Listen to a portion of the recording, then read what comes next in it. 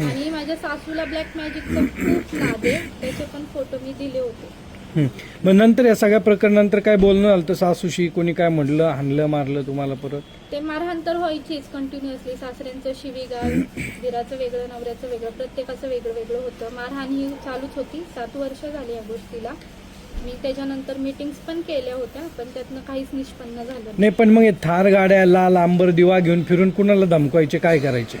ते मला नाही सांगता येणार, कारण मी घरात असायचे, ते बाहेर. विभक्त राहताय तुमची खडक 2 नोव्हेंबर पासून वेगळी राहते. तिचं काय झालं पुढे? काहीच नाही. भटकर सरांनी काहीच केलेलं नाहीये, कुठलीच हेल्प केलेली नाहीये त्यांना थोडी सुद्धा.